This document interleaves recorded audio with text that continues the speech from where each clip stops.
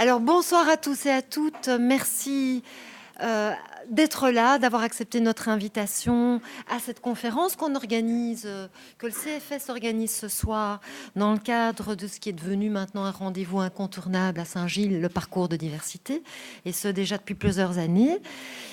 Parcours de diversité qui est organisé et porté avec la coordination locale de cohésion sociale et que nous remercions. Alors, le parcours de diversité constitue un des temps forts de la vie associative saint-gilloise. C'est un temps où on s'arrête entre acteurs du secteur pour découvrir ce que les uns et les autres font et aussi pour s'arrêter, essayer de réfléchir aux questions qui traversent nos pratiques.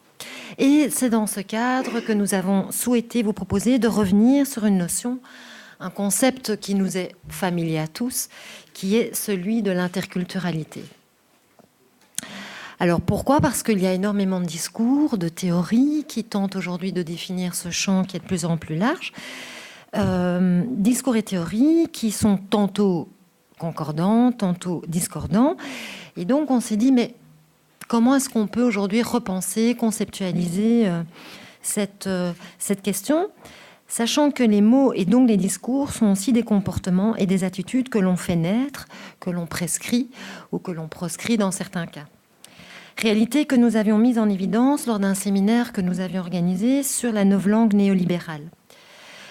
Alors, fort de ces constats, et découvrant un peu par hasard, c'est ce que j'expliquais à Fred Dervin, un ouvrage qui portait un nom particulièrement, un titre particulièrement attrayant, puisqu'il était intitulé « Les impostures interculturelles ». Tiens, est-ce que ce que nous ferions en interculturalité constituerait une imposture? Et puis à la lecture de l'ouvrage et de la pensée qui était développée, on s'est dit, tiens, là il y a quelque chose d'intéressant à investiguer. Et on a eu la chance donc de pouvoir faire venir Fred Dervin dans le contexte particulier, donc quel parcours diversité. Alors, un tout grand merci d'être là, d'être venu de Finlande jusqu'à Saint-Gilles. Pas mal, hein? Pas mal, hein? Voilà. Et donc, il faut dire que vous voyagez pas mal, même si vous êtes essentiellement basé en Finlande, dans une université dont, je dois être honnête, il y a quelques mois, je n'avais jamais entendu parler de l'université de Turku, je le dis bien, et qui en fait est une université importante puisque c'est même la deuxième en Finlande en termes de nombre d'étudiants qu'elle accueille. Et nous vous avons demandé, vous l'avez accepté, de soumettre à notre réflexion cette notion d'imposture interculturelle sur laquelle vous travaillez et que vous avez décrit dans un ouvrage que nous vous proposons à la vente avec notre sponsor favori, Les Œufs Gourmands, petite librairie de qualité et de proximité dans le quartier.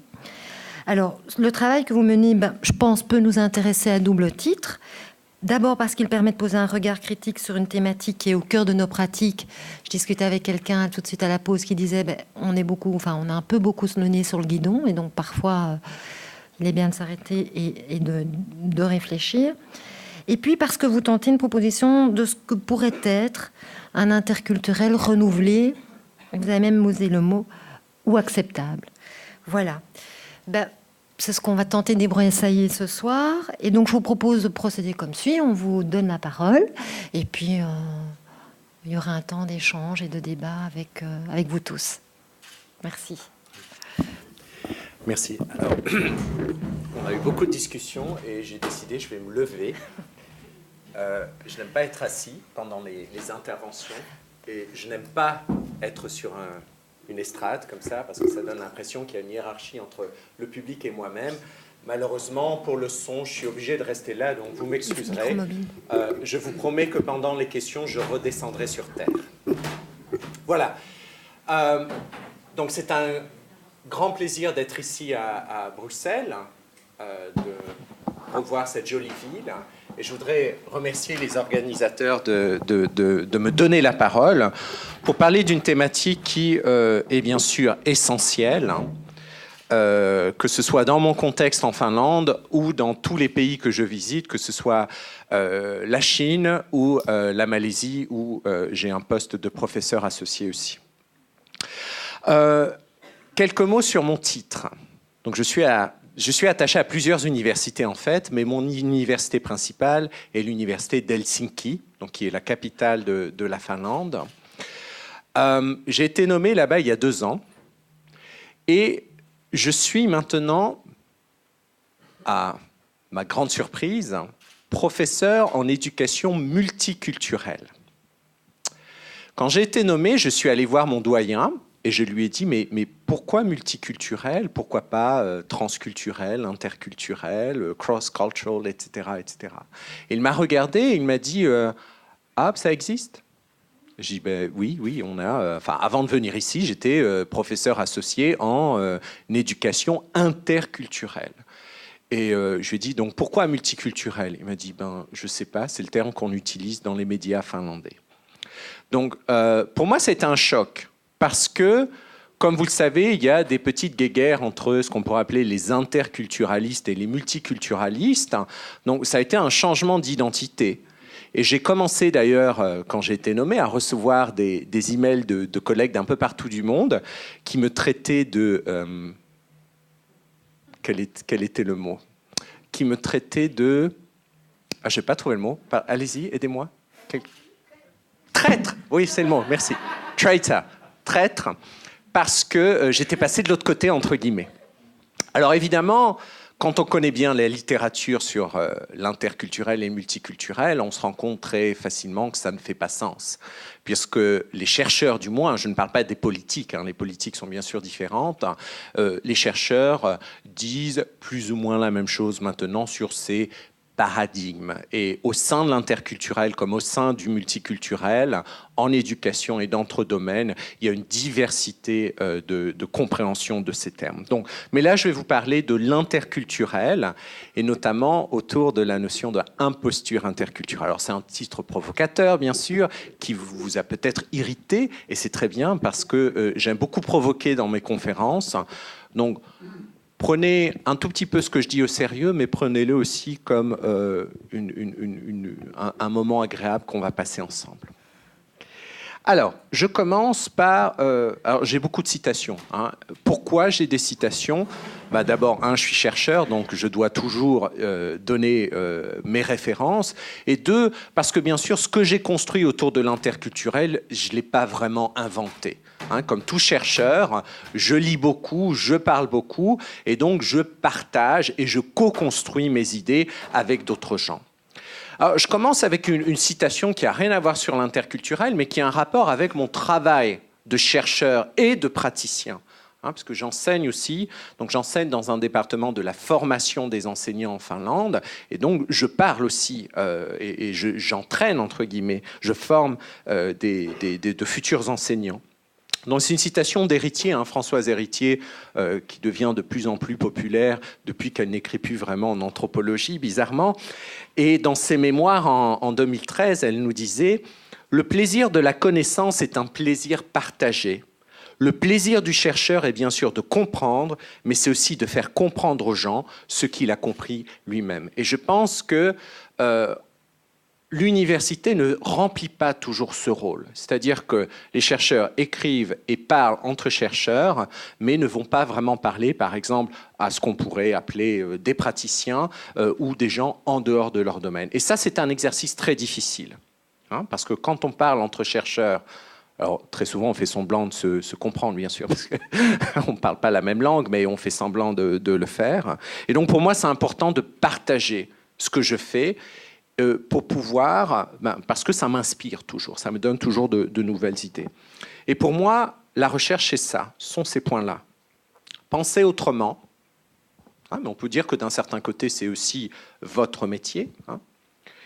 Montrer l'erreur, parce qu'en recherche comme en pratique, il y a un certain nombre d'erreurs. Alors, je ne vais pas tomber dans une approche négative, mais quand on considère, et vous allez le voir, je rigole beaucoup des chercheurs dans mon travail. Donc, pour une fois, ce n'est pas les praticiens dont on se moque, mais ça va être de l'autre sens. Et il y a beaucoup d'erreurs, à mon avis, dans ce que l'on fait, beaucoup d'impostures. C'est aussi provoquer le débat public, et j'espère qu'on aura le temps pour parler un peu de tout ça, peut-être faire ressortir vos frustrations, faire ressortir vos incompréhensions par rapport à ce que j'essaye de dire. Et d'un autre côté, le dernier point, la recherche, bien sûr, consiste à clarifier nos pratiques. Alors, je commence par un terme qui m'agace de plus en plus, mais que l'on voit partout. Hein, partout où je voyage, il y a ce mot, dans toutes les langues, diversité. Alors, c'est quoi la diversité? C'est qui la diversité? Moi, je ne suis plus sûr, puisque c'est un terme qui a été, qui a un certain passé en recherche, notamment en sciences dures, qui a été beaucoup utilisé, qui est beaucoup utilisé en politique et en recherche en sciences humaines et sociales. Et moi, je m'interroge très souvent sur à qui on fait référence quand on dit la diversité. Une petite citation d'Henri Bergson. Je me suis dit, bon, il est presque 19h, on va leur mettre du Bergson, comme ça va les réveiller un peu. Bergson, je pense que la plupart d'entre vous ont lu. Moi, j'ai dû lire ça quand j'étais enfant, je détestais. Et j'ai redécouvert Bergson, en fait, il y a quelques années. Et je trouve ses travaux absolument fascinant pour réfléchir sur l'interculturel. Donc ceux qui connaissent Bergson certainement se disent « mais qu'est-ce qu'il dit ?» Eh bien oui, Bergson ne parlait pas d'interculturel, mais ce qu'il décrit dans ses livres, pour moi, c'est l'interculturel comme je le conçois. Alors, si on pense au mot diversité ou interculturel, Bergson nous dit « essayez un concept à un objet ». Donc concept, pensez à diversité ou interculturel. L'objet, ça va être par exemple une interaction entre vous deux. C'est demander à l'objet, c'est-à-dire votre interaction, ce que nous avons à faire de lui, ce qu'il peut faire pour nous. Coller sur un objet, donc toujours nos deux camarades qui interagissent, l'étiquette d'un concept, diversité ou interculturel, c'est marquer en termes précis le genre d'action ou d'attitude que l'objet devra nous suggérer. Toute connaissance proprement dite est donc orientée dans une certaine direction ou prise d'un certain point de vue. Si je reviens à l'idée de diversité, ce dont je me rends compte en recherche, notamment en éducation, c'est que le mot diversité est utilisé au singulier, moi je l'utilise au pluriel quand je l'utilise, les diversités, pour faire référence notamment à l'autre, à l'altérité, aux migrants. Alors, c'est quelque chose de politiquement correct, bien sûr, parce que le mot diversité a plus ou moins une connotation positive. À mon avis, je pense que dans nos têtes, quand on voit le mot diversité, c'est un mot qui est peut-être beau, etc., etc. Ce qui est gênant, bien sûr, c'est que si l'autre, l'altérité, le migrant est divers, l'autre partie, elle est comment ? C'est-à-dire ce que l'on considère comme étant la norme, ce que l'on considère comme étant, par exemple, ce qu'on appelle les locaux. Celle-ci n'est-elle pas diverse? Alors, je fais partie d'un network nordique qui travaille sur ces questions. Le nom du network, c'est... alors, si je traduis en français, je vais utiliser beaucoup de choses en anglais, mais je traduirai systématiquement. Des profs divers pour des élèves divers. Diverse teachers for diverse learners. Quand je suis allé à la première réunion, je suis resté assis pendant un certain nombre d'heures, patient, à attendre qui allait nous définir ces personnes. Qui sont ces profs divers pour ces élèves divers qui sont dans le titre du projet? Bien, personne n'a levé la main, soit pour poser la question, mais de qui on parle, soit pour proposer une définition. Donc, au bout de 6 heures, je crois, donc, vous voyez, j'étais très, très patient, je n'avais pas bu beaucoup de thé ce jour-là, je lève la main, il y avait peut-être une trentaine de personnes autour de la table, et je dis, on parle de qui, là? Parce que vous n'arrêtez pas de parler de diverse, divers, mais je ne suis pas sûr de qui on parle. Silence. D'accord? Donc là, je fais hypothèse. Si nous avions été là il y a 5 ans, pour les pays nordiques, 5 ans ou 10 ans, le projet se serait-il appelé enseignants migrants pour élèves migrants? Et tout le monde a hoché la tête. Donc le mot divers, dans ce cas, faisait référence à migrants. Et je n'ai pas arrêté de rappeler à mes collègues, depuis qu'on a commencé ce projet, que la diversité, c'est tout le monde. On est en train de créer une sorte de hiérarchie entre diversité. Alors évidemment, avec l'idée de positiver d'un certain côté une certaine partie de la population dont on a parlé très négativement, mais on crée une nouvelle hiérarchie et on est en train de détruire complètement le mot de diversité, c'est-à-dire qu'il devient vide. d'un certain côté. Ou alors, synonyme du migrant, synonyme... Alors, quand je dis migrant, bien sûr, ce n'est pas tous les migrants. Parce que vous savez qu'il y a une hiérarchie, on a construit des hiérarchies dans nos sociétés entre les différents migrants. Moi, je ne suis pas né en Finlande. Je suis ce qu'on appelle un nouveau Finlandais. Alors, on a cette étiquette en Finlande. Uusi suomalainen, New Finn. Le nouveau Finlandais. On élit d'ailleurs chaque année le nouveau Finlandais de l'année. Ça, je trouve ça très amusant parce que j'ai toujours pas compris c'était quoi les critères, mais bon, peu importe. Et on se demande à quel moment est-ce qu'un nouveau Finlandais devient un Finlandais. Alors, si j'avais des enfants, j'ai pas d'enfants, mais si j'avais des enfants, je suis sûr que mes enfants très rapidement deviendraient, on parlerait d'eux en tant que Finlandais. Par contre, si j'étais issu de l'immigration africaine, asiatique, américaine du Sud, etc., je suis sûr que mes enfants, on continuerait à les appeler des immigrés, même si ces enfants étaient nés en Finlande, comme on le fait encore actuellement dans nos écoles. C'est-à-dire que les deuxième, troisième générations, on fait référence à eux en utilisant le mot immigré, etc., etc. Alors, c'est très politique chez nous. L'idée, c'est que plus on a d'immigrés dans une école, plus on a d'argent. Parce que le ministère va donner plus d'euros pour leur apprendre à parler le finnois ou le suédois. Vous savez, on a 2 langues nationales en Finlande, finnois et suédois. Et donc, on met ces enfants qui sont nés en Finlande obligatoirement dans des cours de finnois ou suédois langue seconde, sans demander l'avis des gamins, sans véritablement consulter les parents. Et plus on a de gamins en finnois langue seconde et suédois langue seconde, plus on a d'argent du ministère. Et donc, c'est le genre d'abus que l'on a. Tu as une couleur différente, tu as un nom qui sonne différent, tu as une religion différente, eh bien, tu vas dans d'autres cours. Et ça pose énormément de problèmes éthiques, parce que à quel moment, vous voyez par exemple ce qui est très choquant, c'est en Finlande quand vous passez le bac, si pendant toute votre scolarité vous avez fait ce qu'on appelle le finnois deuxième langue, eh bien sur le diplôme du bac on met finnois deuxième langue, par exemple 4 sur 5. On ne met pas finnois, comme je ne sais pas si ici on met français, etc., etc. Eh bien là on laisse deuxième langue. Eh bien ben, c'est une bonne question. Surtout pour un grand nombre d'immigrés, la première langue, ça peut être plusieurs premières langues.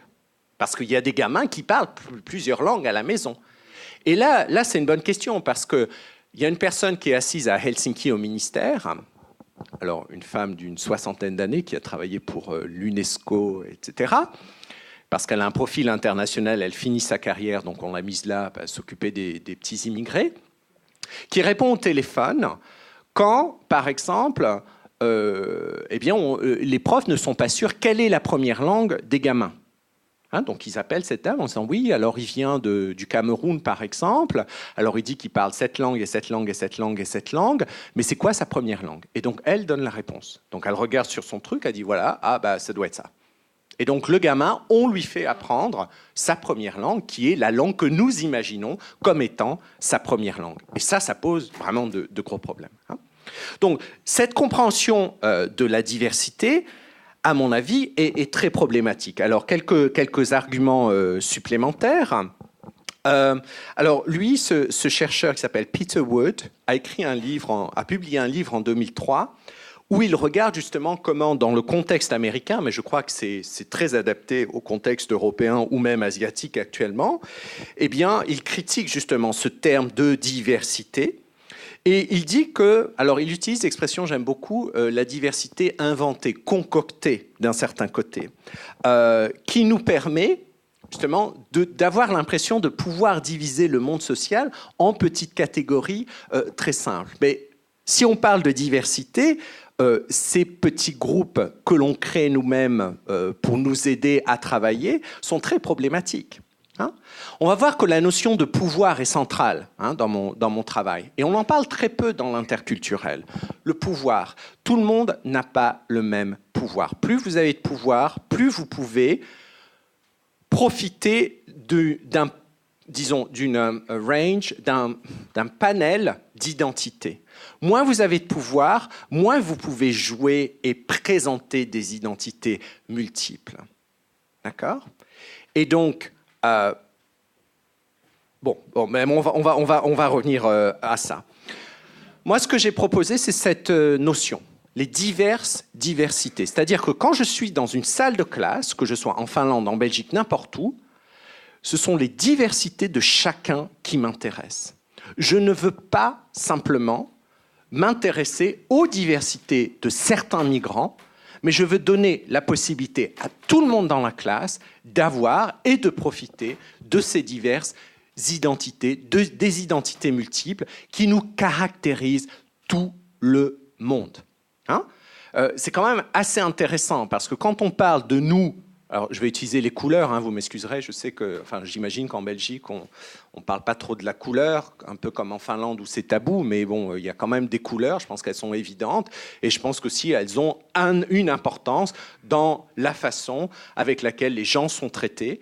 Moi, je suis blanc, hein, enfin rouge, rose, je ne sais pas c'est quoi ma couleur, hein, parce que je rappelle que le blanc est une couleur aussi, on a un peu tendance à l'oublier. Quand on a une certaine couleur, dans nos sociétés européennes, on n'a pas autant de chances que les autres. Et ça, c'est quelque chose dont on ne parle pas ou on ne veut pas parler, et c'est très clair.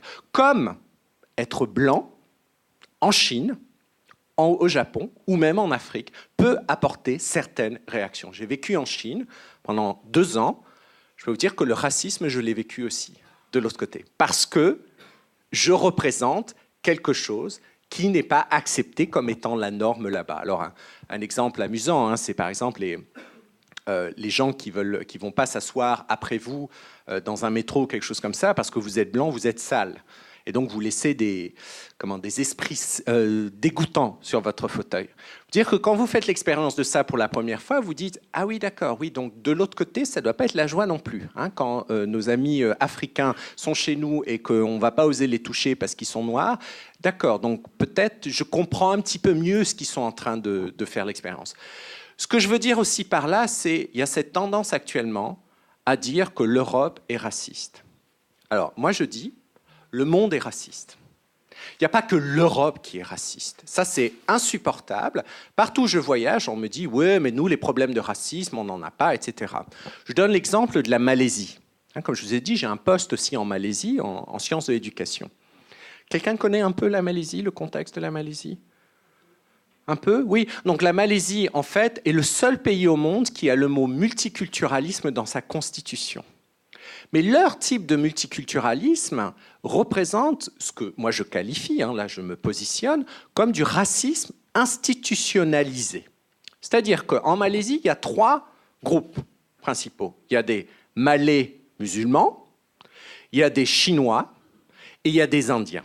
Et ils sont classés selon leur race, et selon leur race, ils ont des droits différents. Donc, par exemple, si vous voulez prendre un prêt à la banque, si vous êtes malais musulman, alors ça va être 5% d'intérêt. Par contre, si vous êtes chinois, ça va être 15%. À l'université, devenir professeur des universités pour un Indien ou un Chinois, c'est presque impossible, sauf dans les universités privées. Les universités publiques, ce sont la plupart des Malais ou alors des Chinois, des Indiens convertis à l'islam qui sont devenus professeurs parce qu'il y a eu cette conversion, etc. Donc ça, pour moi, c'est aussi du racisme. Je dis ça parce qu'il y a un an, je faisais une intervention comme ça à Kuala Lumpur et une collègue s'est levée à la fin de ma présentation, elle m'a dit « Ouais, alors votre truc là dont vous nous parlez, c'est seulement en Europe. Hein, les Européens sont racistes, on le sait bien, etc. » Et donc je la regarde, elle était voilée. Hein, peu importe, je ne me positionne pas sur la question du voile, mais elle était voilée. Et je lui dis « D'accord, ben on va faire un petit test. Hein. » J'avais une collègue chinoise juste derrière elle, donc chinoise de Malaisie. Et je lui dis, ça te dérange de nous dire depuis combien de temps tu travailles à l'université ? Et ma collègue dit, ça fait depuis 25 ans. Oui. Ton poste à l'université, alors son poste, c'est l'équivalent en français, alors je ne sais pas en Belgique, parce que vous avez des titres universitaires merveilleux en Belgique, professeur extraordinaire, je ne sais plus quoi, j'adore ces titres. J'aimerais tellement travailler en Belgique, rien que pour ça. Alors, c'est quoi le plus bas du bas en Belgique? Voilà, chargé de quoi? Chargé de quoi? Bravo, c'est justement le mot. Donc, elle dit, ça fait 25 ans que je travaille ici, je suis chargé de cours. D'accord? La jeune dame qui me posait la question, je lui pose la même question. Vous travaillez depuis combien de temps à l'université? 3 ans. Votre poste? Professeur des universités. Alors, évidemment, je connais ma collègue, elle est brillante, quoi. Hein? Mais étant chinoise, d'ailleurs, elle vient d'être virée de la fac, parce qu'elle a été accusée d'être raciste.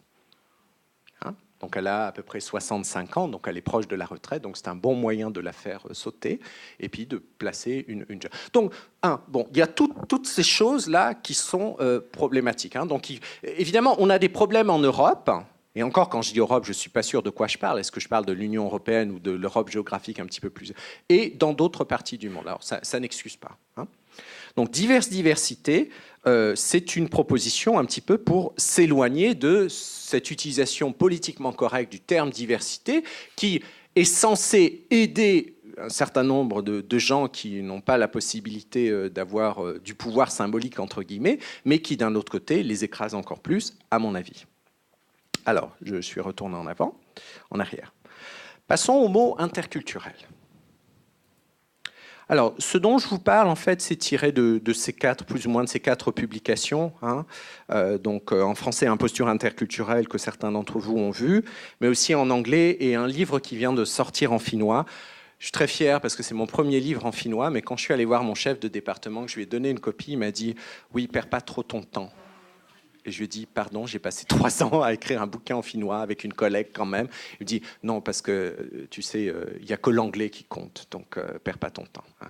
Parce que chez nous, tout est en anglais, donc c'est beau, c'est le genre de diversité qu'on veut. Et dans nos on parle d'internationalisation, de multilinguisme, etc., mais tout est en anglais. Bon, enfin bon, peu importe. Alors moi, ce que j'ai proposé récemment, c'est le poste interculturel. Alors, le poste interculturel, c'est très ironique comme expression. Hein, ça fait référence à tous les postes. Mais je pense que ce qui est en train de se passer actuellement dans les mondes de la recherche, c'est qu'un certain nombre de gens, de chercheurs et de praticiens, sont très fatigués en fait, de comment l'interculturel a été traité jusqu'à présent. Comme vous le savez certainement, l'idée de l'interculturel a été créée dans les années 50 aux États-Unis. Alors évidemment, l'idée, elle est aussi vieille que le monde. Hein. L'interculturel a toujours été, on s'est toujours rencontrés au-delà des frontières, même si avant les frontières, c'était pas les mêmes que maintenant, pas des frontières nationales. Le champ qui s'appelle communication interculturelle a été créé notamment aux États-Unis avec la figure assez connue de Edward T. Hall. Je ne sais pas si certains d'entre vous connaissent. Il a écrit un certain nombre d'ouvrages. Donc, en fait, ce qu'il a fait, c'est qu'on lui a dit, OK, la guerre est finie, maintenant la Deuxième Guerre mondiale. C'était un anthropologue. Il faut que tu trouves un moyen de nous former nos diplomates pour pas qu'on recommence les guerres. Et donc, il a écrit des bouquins qui sont assez intéressants, mais malheureusement, les modèles qu'il a par rapport à l'utilisation de l'espace et du temps à travers les cultures sont encore utilisés aujourd'hui, et c'est assez surprenant. Alors, je vais vous donner l'exemple de le temps, ce qu'il disait par rapport au temps. Rappelez-vous, 1950, on est en 2013. Je pense qu'un grand nombre de chercheurs n'ont toujours pas compris qu'on est en 2013, mais qu'on n'est pas resté en 1950. Donc il a fait une étude, alors je ne sais pas du tout comment il l'a fait, dans laquelle il a voulu regarder comment les gens utilisaient le temps à travers les cultures. Il a trouvé 2 catégories, comme c'est pratique, à partir desquelles il a divisé le monde. La première catégorie, c'est ce qu'il appelle... un trou. On avait des trous tout à l'heure. Donc, en bref, monochrone et polychrone. Alors, je ne sais pas si vous avez entendu parler de ces notions. Monochrone, l'idée du monochronisme, en fait, c'est quelqu'un va se concentrer sur une tâche, c'est-à-dire que le temps disparaît pour cette tâche. C'est-à-dire qu'il va faire son travail et il ne va pas se laisser distraire par le reste.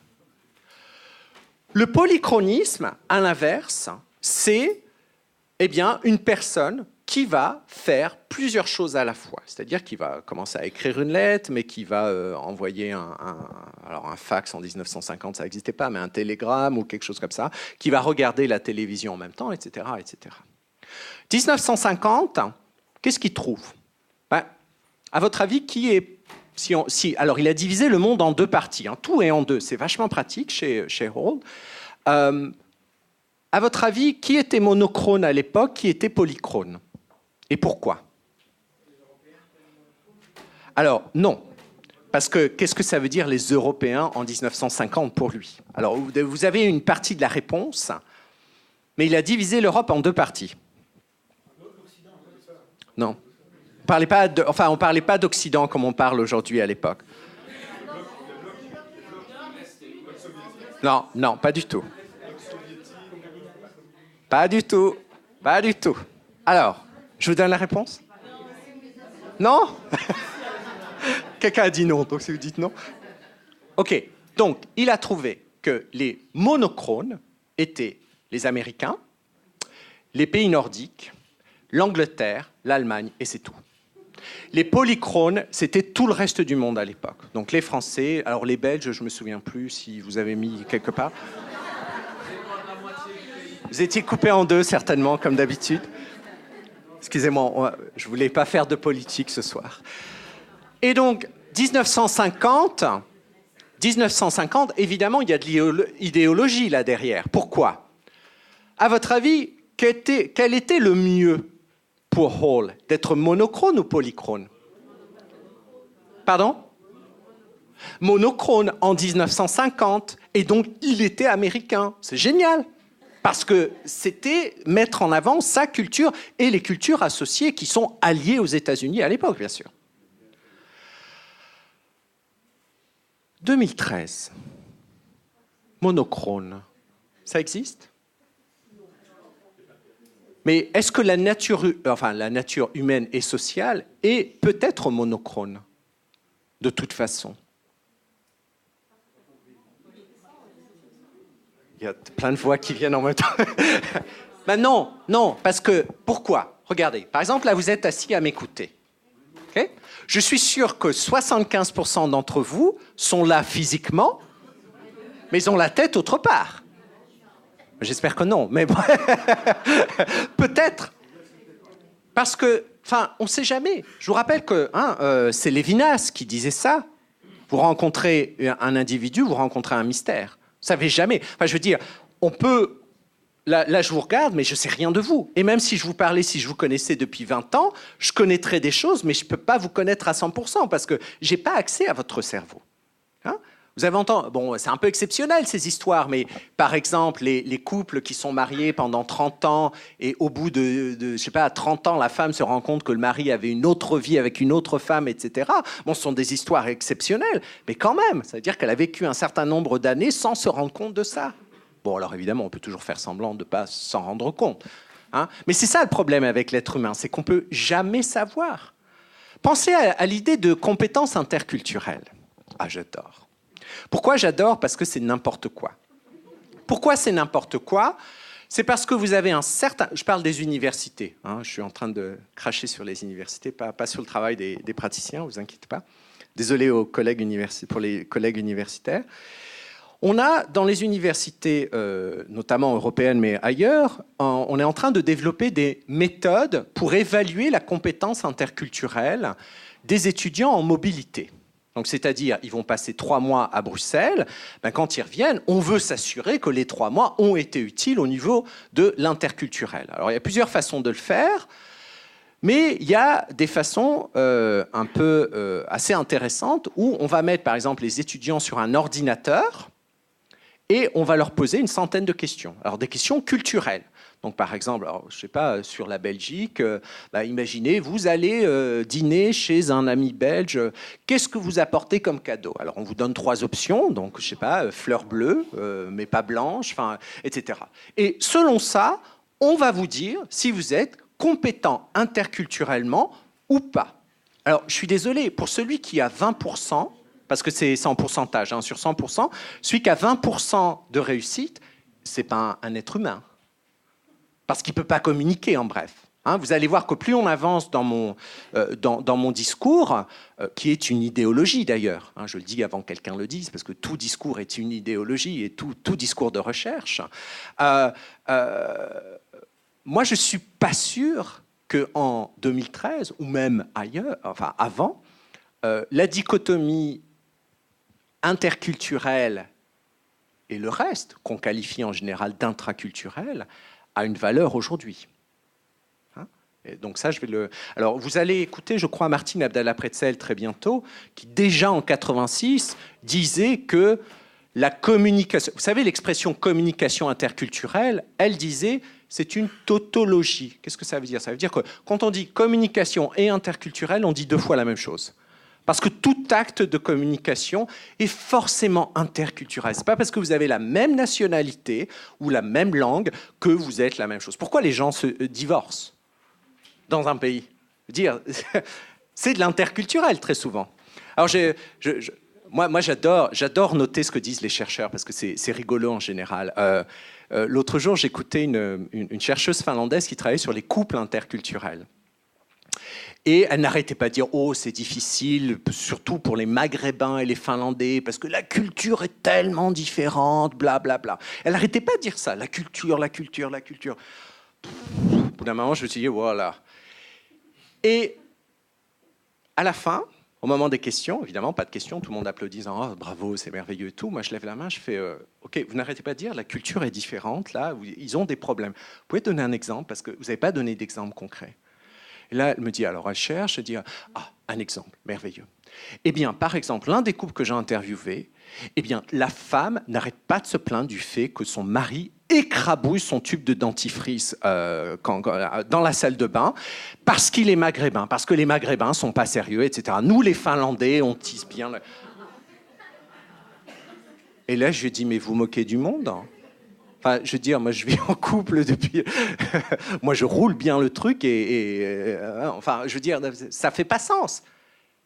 Mais personne n'a remis ça en question parce qu'elle a mis le mot magique de culture sur la table, que les chercheurs utilisent un peu n'importe comment, comme au quotidien. Mais au quotidien, on s'en moque. Enfin, je veux dire, on fait ce qu'on veut au quotidien, mais en tant que chercheur, on a quand même des responsabilités. Parce que, évidemment, en disant ça, en donnant l'exemple ridicule du dentifrice, elle accentue l'idée que nous, les Finlandais, on est quand même beaucoup plus sérieux que les Maghrébins. Donc, c'est une espèce de comparaison qui fait qu'on va se mettre en avant et former une sorte d'ethnocentrisme et rabaisser l'autre. Ça, ce sera l'un de mes messages. L'interculturel, c'est souvent la comparaison. Évidemment, nous sommes des êtres humains, êtres sociaux, nous devons comparer, mais la comparaison, c'est très dangereux. Parce que la comparaison, ça veut dire que quelqu'un sera meilleur que l'autre. Dès que vous comparez deux choses, il y a toujours du bien, il y a toujours du mal quelque part. Willy-nilly, nolens volens. Je dis en latin parce que je ne sais même pas comment on le dit en français, mais bon, c'est pas grave. Alors, post-interculturel. Donc, post-interculturel qui traduit l'idée d'un mouvement vers autre chose. Alors, en général, quand on parle d'interculturel, moi, ce qui m'intéresse dans l'interculturel, c'est l'inter. Vous allez voir, le culturel, ça ne m'intéresse pas du tout parce que je ne sais pas ce que c'est. Et je pense qu'il y a beaucoup de gens qui ne savent même pas ce que c'est non plus, mais qui l'utilisent. Ça, ce sont en général les objectifs qu'on se fixe par rapport à l'interculturel. Et vous allez voir, je vais les rayer dans quelques secondes parce que je ne suis pas d'accord. Le premier, c'est apprendre la culture de l'autre, surtout les différences. Avec l'idée, bien sûr, pour l'immigré, de devenir comme l'autre. Alors là, toutes les questions d'intégration, assimilation, blablabla. Communiquer avec les autres cultures, ça, on l'entend partout. Moi, je suis désolé, je n'ai jamais communiqué avec une culture. Je ne sais pas qui est monsieur ou madame culture. Je n'ai jamais trouvé. Je cherche désespérément. Par exemple, la culture belge, je l'ai cherché un peu. Alors, je suis allé au musée Magritte. Est-ce que c'est ça? J'en sais rien. Mais ça ne fait pas sens. On ne communique pas avec des cultures, on communique avec des personnes. Notez bien, je dis personnes et non pas individus. Pourquoi? Parce que personne, le mot vient du latin persona, qui veut dire, vous vous souvenez? Bravo, masque. Wow. Alors là, vous avez une médaille, parce que quand je demande... C'est vrai que le latin, enfin, c'est peut-être dans mes contextes, on ne l'utilise pas beaucoup. Mais... Donc les masques, alors que l'individu, il y a quand même l'idée de un au début, toujours. Donc moi, je préfère les personnes avec des masques, donc c'est-à-dire les identités multiples. Alors, pas dans une compréhension naïve. Évidemment, quand on fait un travail d'identité, ce qu'on fait en permanence, c'est pas « je mets mon masque, tu mets ton masque ». Non, c'est parfois « tu me mets un masque dont je veux pas, parfois je te mets un masque dont tu veux pas », etc., etc. Donc on n'est pas... c'est là où l'idée de pouvoir est très importante dans la communication, qu'elle soit interculturelle ou en général. Parce que selon le pouvoir de l'autre et votre pouvoir, vous allez pouvoir négocier vos identités. Même avec les amis. Je donne toujours l'exemple du cadeau. Parce que les gens disent « ouais, mais ça ne marche pas avec les amis et tout ». Ouais, enfin, un ami vous donne un cadeau. Il est horrible. Vous n'en voulez pas. La plupart des gens, qu'est-ce qu'ils vont faire ? Ils vont jouer l'identité. « Ah, c'est super, génial, j'ai toujours voulu ça ». Évidemment, il y a quelques exceptions, j'en connais pas beaucoup, qui diraient ouais, « c'est nul, j'en veux pas », enfin, etc., etc. Mais on est obligé de faire un travail qu'on appelle de face. On est obligé de se conserver la face en permanence.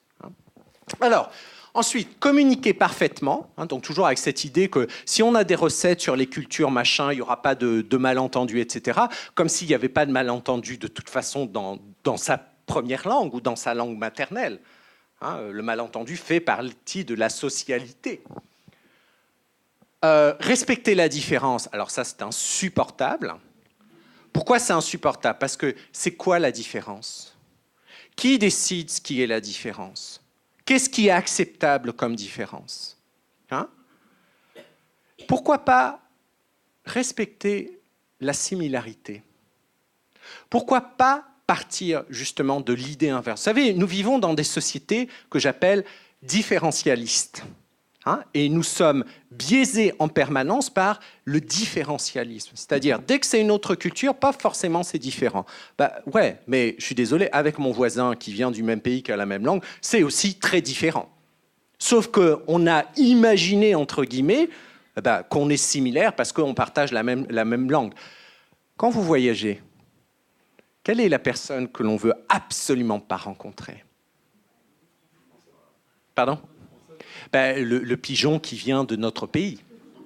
Pourquoi ? Parce qu'on a l'idée que c'est le même. Il est comme nous, donc on ne veut pas. On est là pour apprendre quelque chose de différent et voir quelque chose de différent.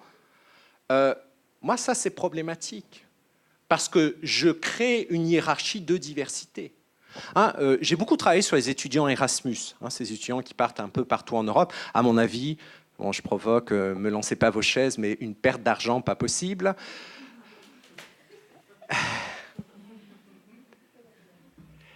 Et donc, j'ai fait beaucoup d'entretiens d'Erasmus. Quand à la fin d'un entretien, la plupart des étudiants vous disent que les locaux, ce qu'ils appellent les locaux, alors à définir, parce que qui est local, qui n'est pas local, bon, ça ce serait à discuter, qui sont à la limite racistes, xénophobes, pas ouverts, timides, etc. Et ça, vous lisez ça dans toutes les recherches. Je trouve ça quand même problématique. On a l'impression que le monde entier est raciste, xénophobe, timide, etc., etc. Ils ne se rendent pas compte qu'en fait, c'est lié à leur statut d'étranger de passage.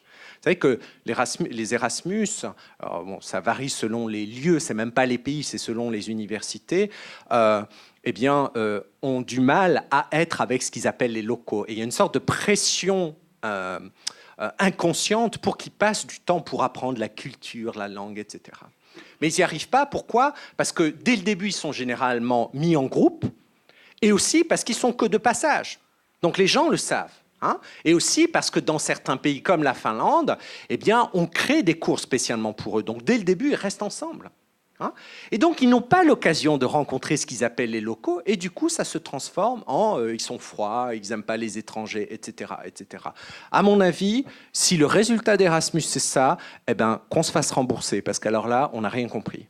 Moi, je rêve d'un Erasmus qui fasse accepter aux gens que rencontrer ce que j'appelle le même, c'est-à-dire quelqu'un qui vient de son pays, ou un autre étranger, c'est quelque chose de fabuleux. Que c'est ça la diversité. La diversité, ce n'est pas l'obsession du local. Ce n'est pas l'obsession de celui qui est né dans le pays et en Europe qui est blanc, etc. etc. Ça, tant qu'on ne se battra pas contre ces idées, on aura des problèmes. Alors le prochain point, c'est bien sûr être tolérant. Alors ça aussi, c'est insupportable. Pourquoi ? Parce que la tolérance, alors il y a un mot en anglais que j'aime beaucoup pour décrire ça, c'est patronizing, mais je sais, condescendant.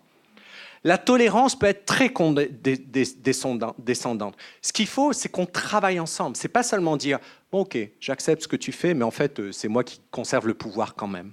Hein, je pense qu'il faut aller au-delà de cette tolérance, et surtout que la tolérance est très instable. C'est-à-dire qu'on peut dire être tolérant, mais dans les faits, ne pas être tolérant. Ou être tolérant par rapport à quoi? Qui décide ce qui est tolérable ou pas?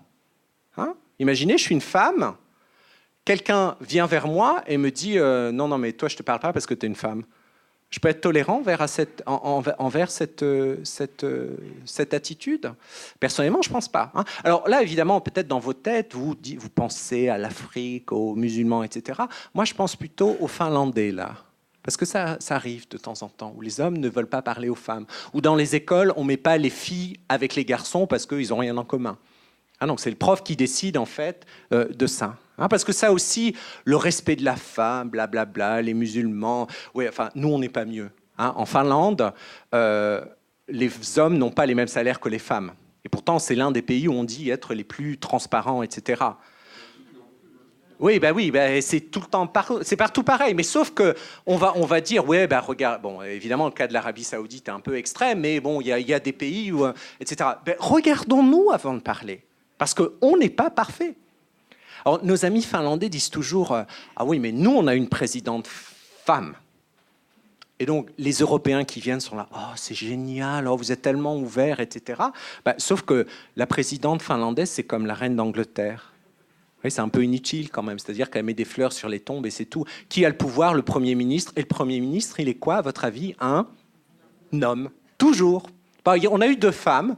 Alors, la première, je vais être vulgaire, mais elle a giclé en 2 mois. Parce qu'on a dit qu'elle était incompétente. La deuxième, c'était intéressant parce qu'elle est restée 6 mois quand même. Alors, on se dit, waouh! Évidemment, les étrangers disent, oh, c'est un beau pays quand même. Ou vraiment, les femmes. Oui, alors, parce que pendant 6 mois, les hommes étaient en train de préparer les élections. Et dès qu'ils ont gagné les élections, ils l'ont fait sauter. Ils sont revenus au pouvoir. Extraordinaire, c'est ça? Égalité hommes et femmes? Non, c'est la femme bouche-trou en politique. Hein. Alors, il y a aussi un peu cette idée de aimer tout le monde. Interculturel, c'est j'accepte, j'aime tout le monde, etc. Non, j'aime pas tout le monde et j'ai le droit de ne pas aimer tout le monde. Mais j'ai aussi le devoir de respecter l'autre. C'est-à-dire de le respecter en tant que personne, en tant qu'individu, tant que lui me respecte. Hein? Et ça, ce sont des choses qui se négocient. Mais il faut arrêter de penser qu'on doit aimer tout le monde. Et je sais que ce n'est pas politiquement correct de dire ça, mais on a aussi des droits. Hein, si quelqu'un est tout à fait désagréable avec nous, ou si simplement on n'aime pas quelqu'un pour une certaine raison, on n'est pas obligé de passer du temps avec ces gens-là. Hein, je pense que ça devrait être dans les droits de l'homme directement. Hein, et je sais que c'est pas. Certains d'entre vous sont en train de penser c'est horrible ce qu'il dit, mais bon. Donc voilà. Donc tout ça, moi je mettrai ça de côté. Et je vais vous expliquer ce que je préférerais y voir par rapport au poste interculturel. Le premier point que je voudrais souligner, alors malheureux, ah non, c'est en français, merveilleux. Le premier point, lisez pas la citation pour l'instant. Le premier point que je voudrais soulever, c'est dans l'interculturel, il y a souvent l'idée que la culture, c'est la biologie. On a souvent cette idée de biologisation de la culture, c'est-à-dire tu as une certaine couleur, tu es né dans un certain pays, etc. Ça fait partie de ton sang, c'est quelque chose qui va te suivre pendant toute ta vie, etc. Avec cette impossibilité de pouvoir changer, cette impossibilité de pouvoir devenir comme l'autre. Alors là, on est directement dans les discussions sur l'étranger. Hein, l'étranger qui n'est jamais le nôtre, et parfois il l'est, parfois il l'est pas. Vous savez, la position de l'étranger est toujours un peu ambiguë parce que est-ce qu'il est fidèle à nous ou est-ce qu'il est encore fidèle à son pays? Donc tout ça, ça joue. Hein. J'ai encore des étudiants, ça fait 25 ans que je vis en Finlande, j'ai encore des étudiants qui me demandent au moment de Noël si je vais aller passer mes fêtes dans ma famille à Londres ou à Paris. Et je dis non, je reste en Finlande et en général c'est un choc.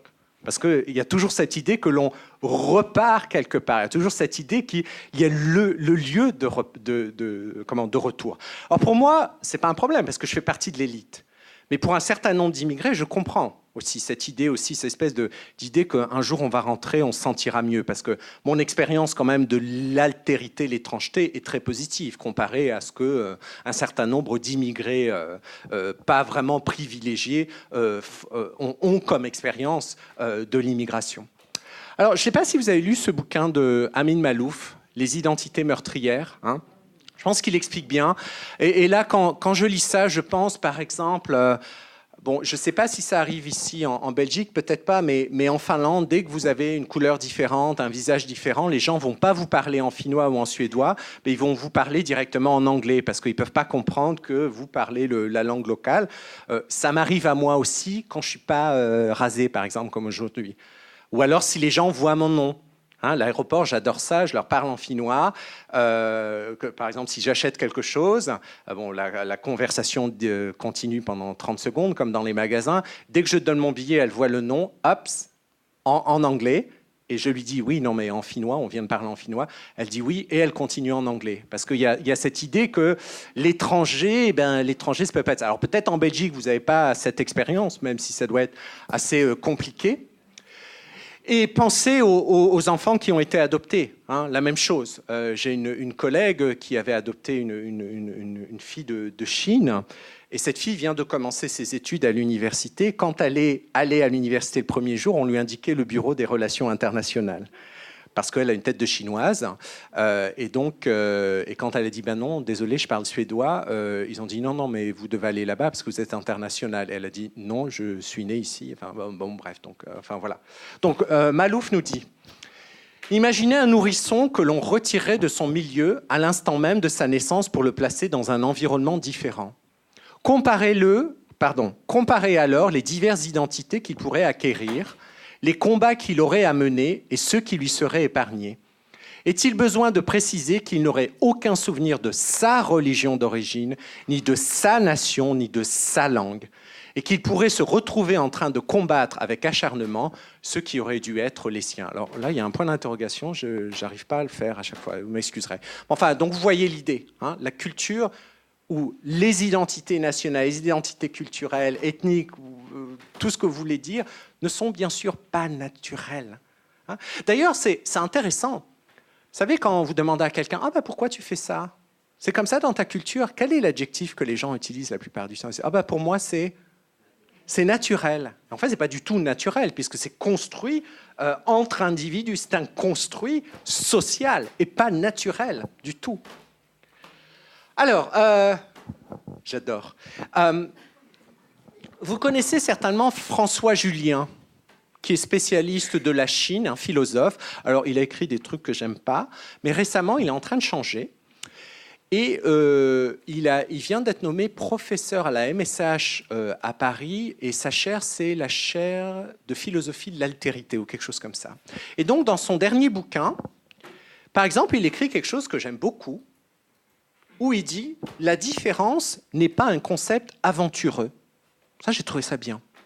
Et pourtant, la différence, c'est ce qu'on utilise en permanence quand on parle de l'autre, surtout quand il a traversé une frontière. Alors, remarquez les différences, c'est vrai que ce n'est pas aventureux. C'est nul. Enfin, tout le monde peut le faire. Je vous regarde tous là, vous êtes tous différents. Et si on me dit « Ah ben moi, je viens de Pologne, par exemple », tout de suite, je vais construire cette différence dans ma tête, et ça va être assez limité, ça va être assez stéréotypé en général. Par contre, la similarité, ça, c'est vachement aventureux. Pourquoi? Parce qu'il faut passer du temps avec l'autre pour parler avec l'autre et regarder ce que l'on a en commun. Et ça, le problème, c'est que dans les formations ou dans nos sociétés, on n'a pas le temps de faire ça. Et pourtant, les similarités, à mon avis, sont centrales dans le travail que l'on fait. Similarités, mais aussi différences. Hein, tout en sachant que ça va au-delà du culturel, ça va au-delà du national. Hein, ça peut être les différences de genre, ça peut être les différences de classe sociale, ça peut être les différences de religion, ça peut être les différences d'émotions, les différents, etc., etc. Hein, comme les similarités. Donc ça, je pense que c'est vraiment quelque chose d'important. C'est pas assez aventureux. Il faut aller au-delà. Hein, et ça ne sert à rien de donner, par exemple, toutes ces grammaires ridicules de culture que l'on donne, que l'on trouve dans les guides touristiques. Alors moi, la plus marrante que j'ai vue, c'est celle-ci. Je vais vous la donner. Première fois, je suis allé en Inde. Évidemment, je suis un touriste, comme tout le monde. Sauf qu'on n'aime pas l'avouer. Vous savez que le touriste est l'ennemi de tout le monde. On ne veut pas être touriste, on veut plutôt être voyageur. Mais je suis vraiment d'accord avec Lévi-Strauss. Il n'y a pas de voyage depuis très longtemps. Le voyage est mort. Et donc, vous savez, il y a toujours la page, je ne sais pas si en français on appelle ça étiquette, comportement, je ne sais pas comment on dit. En anglais, c'est etiquette. Ben, comment on doit se comporter, en fait. Étiquette, ouais. Voilà. Comment se comporter avec les locaux, en bref. Alors, le truc le plus amusant, c'était le suivant. Alors, c'était publié en anglais. Quand vous êtes dans un magasin en Inde, surtout, ne pointez pas avec votre pied un objet que vous voulez acheter, parce que c'est considéré comme étant impoli. Alors, je veux bien, mais moi, quand je vais chez Sephora, ou quand je vais à la Fnac ou au musée Magritte, je dis pas « Oui, voilà, je voudrais cette carte postale, s'il vous plaît ». Je pense que c'est un peu ridicule partout. Vous voyez ce que je veux dire? Donc là, c'est un exemple de choses que l'on trouve, et les gens ne sont pas forcément critiques. Je voyageais avec un ami qui m'a dit « Bah ouais, ça peut être très vulgaire. » Je fais « Oui, mais toi, tu le ferais chez toi. Enfin, je veux dire, tu prends ton pied, tu pointes. Tu vas chez Louis Vuitton, oui, je veux ce sac. » Bon, bref, mais peu importe. Lisez ces pages des guides. Ils sont merveilleux parce qu'en fait, quand vous comparez plusieurs guides, en fait, ils disent la même chose sur tout le monde. Alors, j'adore le commentaire. Alors ça, le commentaire que je fais, ce sont des gens très gentils et très polis. Mais on lit ça tout le temps. Ce sont des gens très gentils et très polis. Un peu réservés. Alors, tout le monde est un peu réservé. Ben oui, ça vous dit rien, bref, mais bon, ça rassure d'un certain côté quand même. Ok, ça je vais sauter parce que c'est une citation en anglais. Je passe à mon deuxième point. Le premier point, c'était au-delà de la biologisation. Deuxième point, au-delà de la culture, qui est certainement mon plus gros ennemi actuellement. Alors, comme nous le rappellent ces deux auteurs qui ont écrit un livre merveilleux en anglais qui s'appelle « Voir la culture partout », où ils analysent justement plein de situations où on regarde la culture, on utilise la culture comme une excuse ou comme un alibi en permanence. Ils nous disent donc la culture, ou plutôt la différence culturelle, est considérée maintenant comme étant l'explication principale, comment on explique, désolé, c'est une mauvaise interprétation, traduction, la façon dont le monde humain fonctionne. Et il donne beaucoup d'exemples absolument merveilleux, dont je vais en partager un certain nombre avec vous. Donc c'est vrai que c'est un peu comme un mot magique, le mot culture. Quelqu'un vous traite mal, ou alors vous traitez quelqu'un pas bien, ou alors vous ne comprenez pas. Ah oui, désolé, dans ma culture, c'est différent, on fait comme ça. Je connais très peu de gens qui commencent à creuser quand quelqu'un dit ça. Moi, je creuse. Quelqu'un qui me dit « Ah, dans ma culture... » Ah, d'accord, vous pouvez expliquer. Enfin, ça m'intéresse, je voudrais apprendre et tout. Et en fait, vous vous rendez compte que les gens, ils n'arrivent pas, en fait. Parce que c'est un imaginaire, une impression de leur culture. En plus, c'est quoi cette culture ? Quelle frontière ? Est-ce que c'est la culture familiale ? Est-ce que c'est la culture de leur région ? La culture sociale ? Etc., etc. Donc, mais c'est devenu... Vous savez que beaucoup de chercheurs ont montré, par exemple, comment en Europe, parce qu'on n'a pas le droit d'utiliser le concept ou l'idée de race, que ce soit dans les médias ou... alors, ce n'est pas tous les pays européens, mais je pense qu'en Belgique, on n'utilise pas le mot race. Non, les chercheurs, je pense, l'utilisent très peu. En fait, le mot culture, très souvent, est un moyen de remplacer le mot race. C'est-à-dire que beaucoup d'anthropologues ont démontré que quand on parle de l'autre, quand on parle de l'Africain, alors notez bien, l'Africain, l'Indien, etc., on va dire leur culture. Par contre, quand on parle de nous, parfois on va dire culture, mais en général, on va dire nos sociétés, notre société, avec un terme qui paraît un petit peu plus civilisé. À propos de l'Africain, d'ailleurs, c'est très intéressant. J'étais avec un collègue au Luxembourg qui venait du Cameroun samedi dernier, qui me disait il y en a marre d'être appelé l'Africain en général. Je suis du Cameroun, je ne suis pas d'Afrique. Mon pays, c'est le Cameroun. Et ça me rappelait ce que disait une auteure. Alors, il y a une auteure du Nigeria absolument merveilleuse qui s'appelle Adichie. Je ne sais pas si elle a été traduite en français ou dans d'autres langues, mais qui écrit en anglais. Elle habite aux États-Unis. Et elle raconte qu'un jour, elle était dans un avion entre le Nigeria et les États-Unis, et on faisait la quête pour les enfants pauvres, alors je cite, de Chine, d'Inde, d'Afrique et d'autres pays. Où l'Afrique, bizarrement, devenait un pays. Et c'est vrai, quand vous écoutez les discours sur l'Afrique, en général, c'est un pays dans la tête de la plupart des... Alors, je dirais pas des Européens, parce qu'on entend la même chose en Chine aussi. Alors, je vais en sauter, si ça vous permet. Oui, l'idée quand même que, c'est un peu comme je disais maintenant, que la culture, parfois, ça nous permet de conserver l'autre dans une sorte de passé. Peut-être de ne pas lui donner accès à notre postmodernité ou à nos identités multiples, entre guillemets, que nous, on accepte sans aucun problème, mais que pour l'autre, on ne va pas forcément accepter. J'étais à Paris hier, c'est absolument extraordinaire. Vous allez à la Fnac, il y a des rayons et des rayons de self-help. Par exemple, on a, vous savez, les choses pour vous aider à trouver vos identités, vous accepter votre yoga et tout. Donc cette idée vraiment que les identités multiples sont là et qu'on doit les accepter. Mais alors quand on parle de l'altérité, pour une certaine façon, on n'arrive pas à dire ça.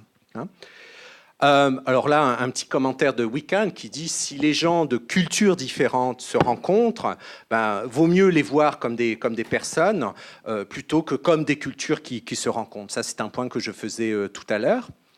Alors, pour ces deux chercheurs britanniques, évidemment, quand on utilise ce concept de culture, que ce soit en éducation ou en recherche ou en politique, c'est une façon, d'un certain côté, de cacher ce qu'ils appellent des relations de pouvoir inégales, mais aussi des problèmes tels que la pauvreté, la violence, les inégalités structurelles, le racisme, etc., etc. Et ça, je trouve l'idée tout à fait intéressante. C'est-à-dire que on va traiter des gens différemment à cause de leur culture. En fait, la raison pour laquelle on les traite différemment, c'est parce qu'on les considère comme étant inférieurs socialement, linguistiquement, etc., etc. Alors, voilà, je passe au troisième point. Pour la culture, peut-être la culture, je peux vous raconter quelques petites anecdotes assez sympas pour vous montrer comment la culture est utilisée justement pour manipuler ou alors pour rendre l'autre inférieur à nous. Alors, dans une université australienne où j'étais pendant l'été, j'assiste à un cours de communication interculturelle où il y a plein d'étrangers de partout du monde. Et comme dans la plupart de ces cours, on prend des thèmes comme ça, et on demande aux participants de témoigner, nous expliquer comment ça marche chez eux. Donc le premier thème en général, c'est comment on se salue dans notre culture. Donc la prof australienne, donc elle fait le tour, donc chacun dit blablabla, en France on fait ça, au Japon on fait, en Chine on fait ça, en Australie on fait ça, etc. Elle arrive à un Japonais et elle lui dit alors au Japon, comment vous saluez? Et le Japonais la regarde, il fait bonjour. Et elle fait d'accord, mais dans un contexte formel. Bonjour. Elle fait d'accord, ok. Alors, si vous rencontrez l'empereur, comment vous saluez l'empereur au Japon? Il fait je ferai ça, et en plus, ça m'intéresse absolument pas de le rencontrer. Et la prof, elle fait et elle a fini par démontrer elle-même les différentes façons de faire le bow en anglais. Parce que c'est ce qu'elle attendait, en fait. Elle s'attendait, elle voit un Japonais, elle voulait que le Japonais explique justement comment, alors que ça n'a aucun sens, ces règles, sans contexte, sans aucune idée de l'interlocuteur, ces règles ne peuvent pas marcher. Surtout quand on est avec un étranger.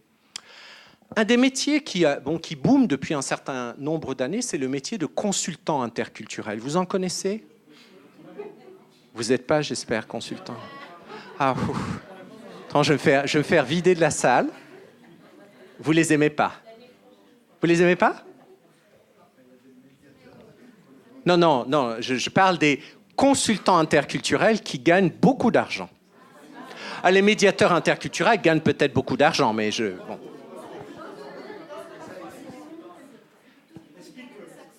Il y en a, oui, mais vous en avez en fait des consultants interculturels. Il y a des cabinets de consulting interculturel ici, je le sais puisque j'ai fait une étude. Consulting, oui, on dit consulting. En local, ouais. Mais vaut mieux pas. Voilà. C'est en général pour les entreprises et aussi pour les diplomates, etc. Donc, imaginez, Moi, j'ai fait ça quand je travaillais à Hong Kong. J'ai fait ça pendant 1 an. J'ai pu m'acheter un appartement avec le fric que j'ai gagné. Parce que les compagnies vous payent, c'est du genre 6 000 € à la journée. Et vous y allez, vous leur racontez, vous leur parlez des cultures, des autres cultures.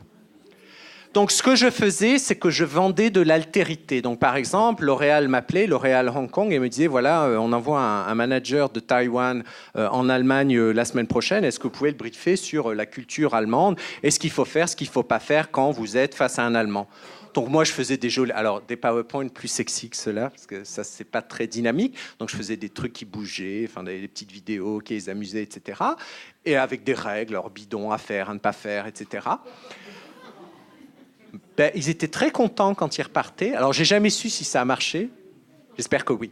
Mais peu importe. Mais imaginez, par exemple, 2013. Alors, ça, c'était dans les années 90. 2013, le métier de consultant interculturel s'est globalisé. C'est-à-dire qu'il y en a partout, qui bossent avec des entreprises et tout. Quand vous avez, par exemple, un manager finlandais qui va aller vendre... Alors, qu'est-ce qu'il va aller vendre maintenant? Parce qu'il ne reste plus Nokia. Angry Birds. Vous connaissez Angry Birds? C'est finlandais. J'en suis pas fier, mais bon, peu importe. Donc, imaginez un manager finlandais qui va aller vendre ses merveilleux Angry Birds en Chine. Avant d'aller voir le collègue chinois, il va appeler un consultant interculturel qui va lui dire « Oui, c'est 7 000 € la journée, ça vous va ?» Ouais, de toute façon, je vais faire du fric, donc évidemment. Qui vient lui expliquer comment dealer avec un Chinois, un manager chinois. Donc, il aura des règles, des machins, etc. Monde globalisé ou glocalisé dans lequel nous vivons, à votre avis, qu'est-ce que le manager chinois va faire? La même chose. Parce qu'il ne veut pas se faire avoir, il ne veut pas perdre de fric. Donc il va demander à un consultant chinois, européen, etc., de lui apprendre plein de choses sur la culture finlandaise, etc. Donc en fait, quand ils vont se rencontrer, qu'est-ce qui va se passer? Le chinois va jouer le finlandais et le finlandais va jouer le chinois. Et c'est là où, bam! Parce que le chinois va représenter certainement quelque chose qui va irriter le finlandais et vice-versa. Et c'est là où on mène, justement, au malentendu. Parce qu'on augmente les expectations, les attentes, en fait, de ces personnes. Alors, vous connaissez la notion de simplexité? Non? Oh, je l'aime. Je l'aime. Pourquoi je l'aime? Parce que je suis fatigué de la complexité. Tout le monde parle de complexité. C'est complexe. Moi, je travaille avec un paradigme de la complexité, etc. Excusez-moi. Personne ne peut travailler avec un paradigme de la complexité. Personne ne peut travailler sur la complexité. Pourquoi? Parce que c'est complexe. Et l'être humain, le chercheur, parce que parfois j'ai l'impression que les chercheurs ne savent pas que ce sont des êtres humains, mais les chercheurs donnent l'illusion de travailler sur la complexité, qu'on ne peut pas attraper.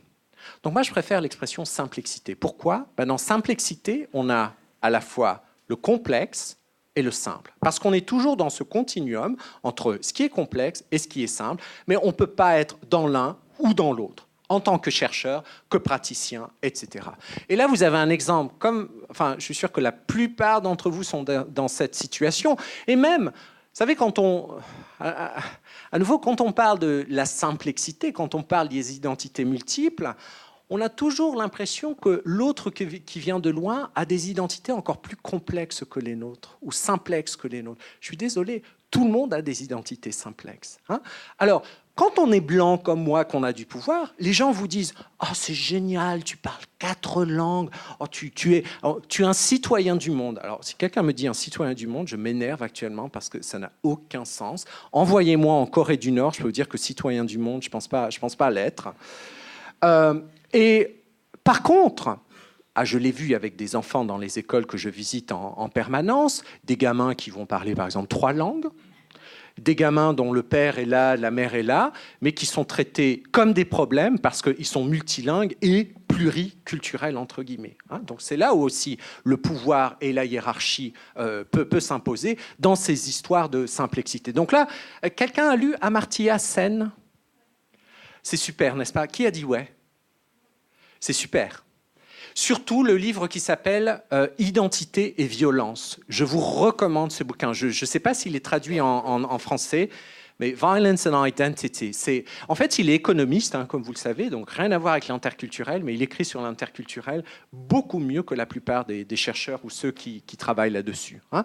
Donc là, il donne simplement un exemple justement de cette simplexité, c'est-à-dire qu'on est dans le complexe en permanence, mais qu'on est obligé de simplexifier, hein, parce qu'on a ces différentes identités que l'on doit négocier en permanence avec l'autre. Hein, quand on dit on a plusieurs identités, ça ne veut pas dire qu'on peut faire ce qu'on veut avec. Absolument pas, parce que tout dépend de l'interlocuteur, tout dépend du contexte, tout dépend des relations de pouvoir. Hein, par exemple, devoir mettre ses origines sur la table, pour certaines personnes, c'est beaucoup plus facile de les cacher que d'autres. Hein, quand vous êtes par exemple un réfugié, des fois, certains réfugiés les cachent, mais en général, votre identité va être simplement réduite à la nationalité que vous représentez, ou vous êtes censé représenter. Par contre, pour des universitaires comme moi, ou des gens comme vous qui font partie de l'élite, alors je ne sais pas si je peux dire ça, mais peu importe, vous pouvez négocier, vous pouvez décider de mettre telle identité en avant, mais de cacher telle identité, etc. Alors, ça ne veut pas dire que cette idée de pouvoir, elle est systématique. Hein, je me suis retrouvé il y a quelques mois dans une situation absolument insupportable où j'étais à un dîner avec une vingtaine de personnes.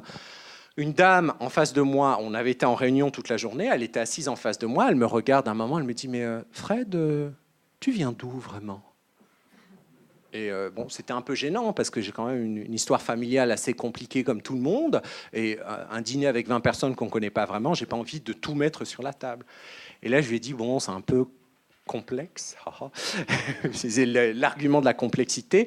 J'ai pas trop envie d'en parler. Et elle a insisté pendant 30 minutes. Au bout d'une demi-heure, je lui ai révélé 2 identités absolument horribles qui sont dans ma famille. Simplement un petit exemple croustillant. Mon grand-père allemand était certainement nazi. Sympa, quoi. Sympa comme identité, non ? Hein, vous avez vraiment envie de mettre ça sur la table à un dîner avec des gens habillés avec Chanel, etc. Enfin, je veux dire, donc on ne sait jamais. Quand on pose cette question de l'identité, évidemment, on est obligé de faire un choix. Mais moi, ma démarche éthique actuellement, c'est je n'ai pas envie de faire ce choix. Je n'ai pas envie de choisir une de mes identités parce que cette identité que je vais mettre sur la table sera celle à partir de laquelle les gens vont se souvenir de moi. Et ça, c'est un problème pour moi parce que je ne suis pas que ça. Je suis plein d'autres choses compliquées. Et je préfère travailler pendant longtemps avec les gens sur, justement,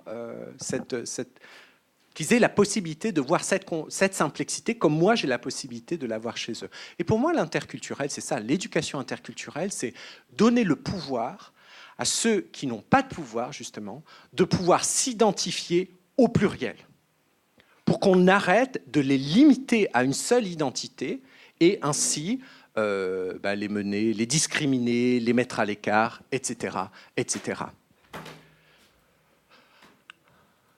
Alors, un petit peu de Foucault. Ah ouais, parce qu'en Finlande, Foucault est à la mode actuellement, on se réveille, enfin. Mais j'aime beaucoup cette citation. Hein. C'est vrai qu'on le met un peu à toutes les sauces. Bon, j'aurais pas Bourdieu, vous m'excuserez. Je suis pas un grand fan. Donc, il disait dans un entretien. En fait, c'est un entretien avec un journaliste américain qui lui dit mais vous êtes qui vraiment, Michel Foucault? Donc un peu cette question. Ouais. Et il répond je ne pense pas qu'il soit nécessaire de savoir exactement qui je suis. Ce qui fait l'intérêt principal de la vie et du travail et qu'il vous permette de devenir quelqu'un de différent de ce que vous étiez au départ. Et ça, c'est la vie de tout le monde. Vous savez, toutes ces études complètement ridicules où, par exemple, on va demander à un étranger ou quelqu'un qui a vécu dans un pays pendant longtemps, alors toi, tu te sens plus ça ou ça? Alors, je pense que beaucoup d'entre vous ont posé cette question. La réponse n'a aucun intérêt. Pourquoi n'a aucun intérêt? Parce que c'est un positionnement. Alors, évidemment, elle a un intérêt pour la personne qui dit ça. Mais c'est un positionnement très instable. On le sait très bien. À cette personne, on va dire ça, mais à l'autre personne, on va dire ça.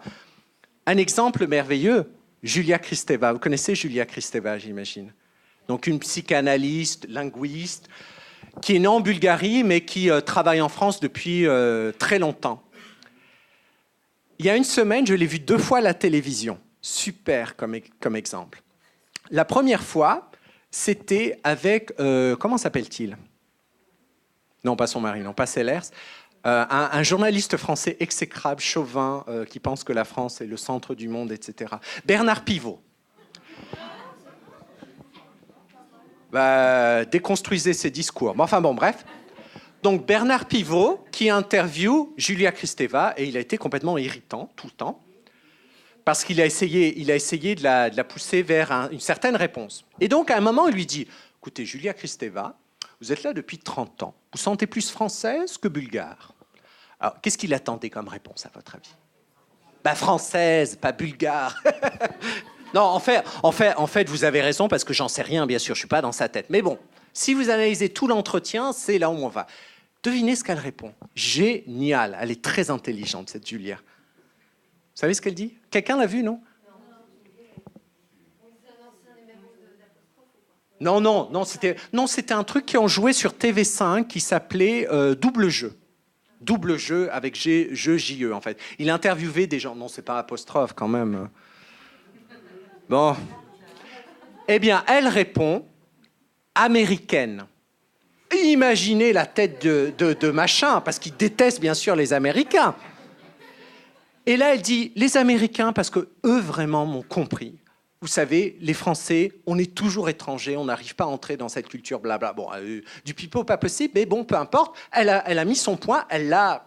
Enfin, je veux dire, le pivot, il a failli mourir, quoi. 2 jours plus tard, télévision norvégienne, Julia Kristeva reçoit le prix Holberg, qui est un peu d'un genre de prix Nobel pour les sciences humaines et sociales. Journaliste norvégien, interview en anglais. Évidemment, elle se tape toujours la question, la pauvre Julia, comme nous, qui sommes entre plusieurs. Vous sentez plus quoi, française ou bulgare?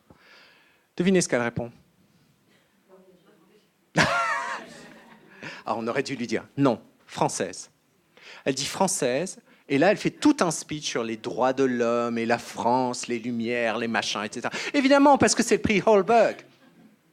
Donc là, on est vraiment dans le positionnement. C'est pour ça que ça n'a aucun intérêt d'essayer de prendre une réponse d'une personne à cette question comme étant une vérité, parce que la vérité, comme vous savez, n'existe pas. C'est une construction. Et surtout sur ces questions, enfin, je veux dire, ce sont des sentiments. Ceux qui sont entre plusieurs espaces. Ça peut être aussi entre villes. Par exemple, vous habitez à Bruxelles, vous êtes né à Charleroi, par exemple. Et donc, vous êtes tiraillé entre les deux. Quand vous êtes à Charleroi, vous êtes là, oh, Bruxelles me manque. Et quand vous êtes à Bruxelles, oh, Charleroi, je connais rien sur Charleroi, mais bon. Mais il y a un joli musée, je suis... Ok, je vais pas finir la soirée, je pense que... Je vais me prendre une chaise, excusez-moi. Et ça, c'est mon dernier point. Langage et pouvoir. Un truc qu'on oublie très souvent. Dans toute interaction, le pouvoir est marqué par le langage, que ce soit le langage non verbal ou la langue. Et dans toute interaction, on se positionne, dans toute interaction, on marque c'est son accès au pouvoir ou pas. Et en plus, quand on doit parler dans des langues autres, des langues étrangères, on a tendance à l'oublier. Ça peut avoir un impact énorme, c'est pas toujours la culture. En Australie, on m'a demandé d'évaluer un programme qu'ils ont créé pour des étrangers qui travaillent à l'université et qu'on essaye de former pour devenir des chercheurs de haut niveau, etc. Et donc, le groupe était constitué d'Australiens et d'étrangers. Alors, avant que j'aille observer les cours, le responsable de ce programme me dit il y a vraiment des problèmes de communication interculturelle, ils n'arrivent pas à se parler. Enfin, vraiment, les Chinois, vous savez, blablabla. Et là, je fais OK, bon, merci, je m'en serais pas trop douté parce que c'est ce qu'on dit toujours, mais je vais observer moi-même. Et là, je vais observer, et qu'est-ce que je me rends compte de quoi? Les étrangers, leur niveau d'anglais était vraiment pas bon. Donc, si le niveau d'anglais est vraiment pas bon, face à ce qu'on appelle un natif, désolé, c'est déjà une grosse barrière. J'aime pas parler des notions natifs, non natifs, mais alors, je peux vous dire que quand vous devez parler une langue étrangère face à quelqu'un, en plus, qui est parce que ce qui était intéressant, c'est que la plupart des étrangers avaient des positions inférieures à l'université, alors que les Australiens étaient professeurs associés, etc. Donc il y a déjà le statut social dans l'université, en plus il y a la langue, enfin je veux dire, non, c'était interculturel. C'était la culture, forcément, parce que vous savez, les Chinois, ils ne parlent pas. Les Chinois, c'est l'autorité, ils se plient, etc., etc. Si seulement. Ai Weiwei, vous connaissez certainement cet artiste chinois. Si les Chinois, c'est ça, je ne sais pas d'où il vient, lui. Donc voilà. Et donc là, Lakoff, je ne sais pas si quelqu'un a lu les travaux de Lakoff. Elle a écrit un livre qui s'appelle Politics and Talk, ou quelque chose comme ça. Et donc, elle dit complètement ça. Nos interactions quotidiennes sont politiques. Alors, politiques dans le sens, parce que je dois négocier, construire, me battre avec l'autre, etc. Qu'on le veuille ou pas, tout ce que l'on fait pendant une journée permet de communiquer notre pouvoir, etc., etc. Donc ça, je pense que c'est un point qui est vraiment très important. Alors, pour résumer un peu le post-interculturel. Tout d'abord, alors, il y a un certain nombre de turbulences actuellement, dans le sens où il y a des changements qui sont en train de s'opérer dans nos façons de comprendre et d'analyser les situations dites interculturelles. Je pense que la première turbulence, c'est beaucoup de chercheurs comme de praticiens en ont marre du différentialisme à outrance, c'est-à-dire cette obsession des différences uniquement dans la communication avec l'autre. Il y a des différences, on est d'accord, qui ne sont pas forcément uniquement culturelles, mais regardons les similarités. Aussi, beaucoup de chercheurs s'interrogent sur l'intérêt d'avoir des démarches qu'on pourrait appeler individualistes, dans le sens où c'est toujours la responsabilité d'une personne, mais pas des deux interlocuteurs. Si vous voyez ce que je veux dire. Donc, par exemple, prenez le travail du chercheur. Vous savez que c'est sympa d'être chercheur, mais quand on doit ramasser des données, c'est pas si sympa parce que nous sommes aussi des êtres humains, comme je disais tout à l'heure, je confirme. Et eh bien, quand on parle avec quelqu'un, bien sûr, on construit avec cette personne nos identités et leur identité en même temps.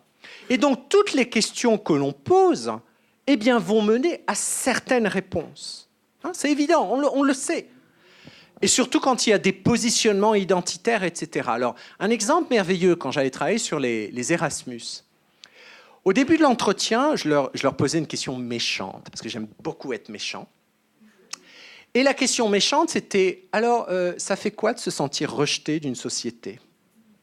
Parce que c'est ce qu'on dit sur les Erasmus. Ils sont mis à l'écart de la société. Alors, question méchante, parce que c'est quand même vachement agressif au début d'un entretien. La plupart répondaient de la façon suivante. « Oh, non, nous, ça ne nous dérange pas, parce que nous formons une vraie famille, nous parlons la même langue, nous avons une véritable communauté, nous mangeons ensemble, etc. etc. » Donc, recours au « nous », c'est-à-dire une communauté imaginée Erasmus, parce qu'évidemment, elle existe, mais comme toute communauté, elle est complètement imaginée. Quelles sont les frontières ? C'est pas sûr, mais qui permet de se défendre face à une question très agressive. À la fin de l'entretien, alors la question la plus intelligente que j'aurais posée de ma carrière, et qui est bête, est-ce que vous prenez des photos ? Alors, la plupart du temps, les gens répondaient en disant « Ah oui, les monuments, la nature finlandaise, c'est beau, etc. etc. » Ok, et les gens ? Ah oui, oui, je prends des photos, mais tu sais, Erasmus, je les connais pas. Enfin, c'est allez, tu viens tous, on se met là comme ça, mais moi, j'ai rien à voir avec eux, j'ai absolument rien en commun avec eux. Donc, contradiction complète par rapport à la première partie de l'entretien. Pourquoi ? Parce que les enjeux de la question n'étaient pas les mêmes. La première question, c'était l'identité. La dernière question, alors évidemment, on peut dire qu'il y a l'identité là-dedans, mais sans agressivité, entre guillemets. Donc c'est là où ils se lâchent. Donc il faut faire très attention quand on écoute les gens. Moi, j'ai une formation d'analyse du discours. Donc, quand j'écoute les gens, je compare, j'essaye de retenir et de comparer, par exemple, quels pronoms ils utilisent, qu'est-ce qu'ils essayent de faire quand ils ils parlent avec moi. Et quand je leur parle, et je fais très attention, par exemple, à certaines expressions que j'utilise, comment j'essaye de m'identifier, parce que je sais que ça peut blesser parfois, sans même s'en rendre compte, eh bien, mon interlocuteur. Donc c'est ça, passons à l'interlocution. L'interculturel est un point de vue. Qu'est-ce que ça veut dire ? Rien n'est interculturel. C'est nous qui inventons les choses comme étant interculturelles. Par exemple, je vous mets ensemble, je vous fais parler et je dis « je vais observer une situation interculturelle ». Oui, mais peut-être qu'ils ne pensent pas du tout que leur relation elle est interculturelle. C'est moi le chercheur, c'est moi le praticien qui ai imposé cette étiquette. Comme la diversité. Je vais dire, représenter la diversité en Belgique. Mais c'est un positionnement, c'est un point de vue. Rien n'est naturellement interculturel, disons. On s'est beaucoup aussi intéressé aux structures. Très souvent, aux structures. Qu'est-ce qui structure ? Quelles structures culturelles nous permettent de comprendre l'autre pour créer des grammaires de l'interculturel ? Moi, ce qui m'intéresse, comme beaucoup d'autres chercheurs maintenant, c'est d'observer, d'analyser les exceptions, les instabilités et les processus qui constituent toute interaction sociale. C'est-à-dire qu'on est en permanence dans ces processus. Et ça nous dit beaucoup plus de choses sur l'interculturel que simplement essayer de trouver des structures qui vont, excusez-moi l'expression, se casser la gueule parce qu'elles sont très instables. Pardon. Le cinquième point, c'est l'importance de l'intersectionnalité. Alors, je pense qu'il s'utilise en français, ce terme. L'intersectionnalité, c'est quelque chose qui vient des études post-féministes. C'est l'idée que quand on observe des interactions, quand on travaille sur des gens, si on se concentre sur un marqueur d'identité tel que par exemple la culture, on se plante complètement parce qu'on ignore les autres marqueurs identitaires qui vont avoir un impact sur ce qui est en train de se faire, comme par exemple, à nouveau, le genre, la religion, les émotions, etc., etc. Si on ne retient qu'un élément, surtout l'aspect très dangereux de la culture, eh bien, on passe complètement à côté de choses qui peuvent être intéressantes. Je vous rappelle que très souvent, pour les femmes, on va dire que ce qu'elles vivent, leurs expériences, c'est lié à la culture. Dans certains pays, je vous le rappelle, comme les États-Unis, la Hollande et l'Angleterre, certainement en Belgique, certainement en Finlande, mais on ne les bride pas, on a la possibilité devant un tribunal de mettre en avant ses appartenances culturelles pour justifier d'un crime. On appelle ça, il y a beaucoup de livres qui ont été écrits là-dessus, qui s'appellent Culture Defense, donc la défense culturelle. Ce que les chercheurs qui ont travaillé là-dessus ont remarqué, c'est que dans 99,9% des cas, quand c'est un crime contre une femme, eh bien, la sentence est diminuée énormément pour l'homme. Alors, le cas le plus connu, c'est le cas de ce couple chinois qui a emménagé aux États-Unis. La femme a trompé le mari chinois, il l'a tué, il s'est fait arrêter. Son avocat a dit on va jouer la carte de la cultural defense. Et alors, comme c'est les États-Unis, il devait passer 150 ans en prison, mais du coup, il a passé seulement 50 ans. Bon, au moins, il a peut-être un petit espoir de vivre en dehors de la prison.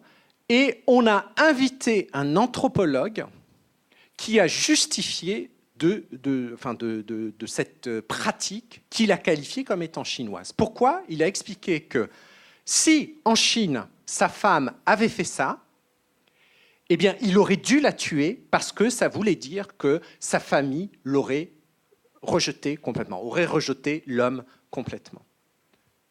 Alors, pour ceux qui connaissent la Chine, arrêtons, quoi. Arrêtons. Et la parole de l'anthropologue utilisée pour ça, moi, je trouve ça, justement, ça, c'est un crime. Parce que, bizarrement, pour les hommes, c'est du genre 0,1% des cas que l'on utilise la culture comme un alibi. Là, je trouve ça insupportable. Exactement, tout à fait, tout à fait. Oui, ou en général contre les femmes, oui, bien sûr. Il me reste simplement ce dernier point, celui de la justice. Il me semble que les façons de faire l'interculturel, comme je les ai décrits un petit peu ici, ne se battent pas pour l'égalité et la justice sociale, mais contre l'égalité et la justice sociale. Et il me semble que le post-interculturel, qui est une idéologie, bien sûr, comme toute proposition, permettrait d'aller plus dans le sens d'une certaine justice. C'est-à-dire de donner du pouvoir à ceux qui n'ont pas de pouvoir, au lieu de les écraser avec des discours de culture et d'identité unique, d'unicité, qui, à mon avis, on en a vu pas mal. Je pense qu'on devrait bouger. Voilà, et je finis simplement avec une petite vidéo marrante que j'aime beaucoup, qui est en anglais, mais qui ne comprend absolument pas l'anglais. Il y a du texte. Je vais mettre le texte. Je vais mettre le texte. Avec le texte, ça aide un peu. De toute façon, c'est très facile à comprendre et ça illustre tout à fait bien le post-interculturel. Donc, je vais vous mettre le texte. Voilà. Pardon. Voilà, c'est parti. Hi there. Hi. Nice day, huh? Yeah, finally, right? Where are you from? Your English is perfect. San Diego. We speak English there. Oh, no. Where are you from? Well, I was born in Orange County, but I never actually lived there. I mean before that. Before I was born. Yeah, like, where are your people from? Well, my great-grandma was from Seoul. Korean. I knew it. I was like, she's either Japanese or Korean. But I was leaning more towards Korean. Amazing. Yeah. Hamshasina. There's a really good teriyaki barbecue place near my apartment. So I actually really like kimchi. Cool. What about you? Where are you from? San Francisco. But where are you from? Oh, I'm just American. Really? You're Native American? No, just regular American. Oh, well, I guess my grandparents are from England. Oh, well. Hello, Governor! What's all this then? Top of the morning to you. Let's get a spot of tea. Double, toil and trouble. Mind the gap! Beware, Jack the Ripper! Bloody hell! Pip, cheerio! I think your people's fish and chips are amazing. You're weird. Really? I'm weird? Must be a Korean thing. Voilà, alors je trouve que c'est... Qu'est-ce qui se passe en fait dans cette vidéo? On a deux phénomènes. On a ce qu'on appelle tout d'abord l'essentialisme d'un côté, auquel on est habitué, c'est-à-dire le blanc qui va demander à quelqu'un qui n'est pas blanc d'où il vient véritablement. Hein, c'est un peu comme la question... Vous savez, je parlais tout à l'heure de la question « Mais tu viens d'où? Est-ce que tu te sens plus ça ou ça ?» Et quand vous dites « En fait, non, je me sens moi-même », les gens finissent toujours par dire, hein, même Malouf le dit, ils disent « En fait, au fond de toi, t'es quoi plutôt ?» Hein, donc ça, c'est vraiment... C'est complètement ça. Avec un effet inverse de contre-essentialisme où l'asiatique ou celle qui ressemble à l'asiatique va jouer le même jeu sans que, alors évidemment ce sont des acteurs, le blanc entre guillemets se rende compte qu'elle est en train de se moquer complètement de lui. D'ailleurs c'est très intéressant son discours quand elle dit par exemple I think that your people's fish and chips are amazing. C'est pas le genre de discours qu'on aurait. Hein, on dirait, people, là ça va pas du tout. Alors que people, quand on parle de l'asiatique ou l'africain, c'est complètement, ça paraît normal dans nos représentations discursives entre guillemets. Donc ça, je trouve que ça résume bien un petit peu les discussions qu'on a eues jusqu'ici. Et voilà. Et j'en finis là. Je vous remercie d'avoir été patient. Merci.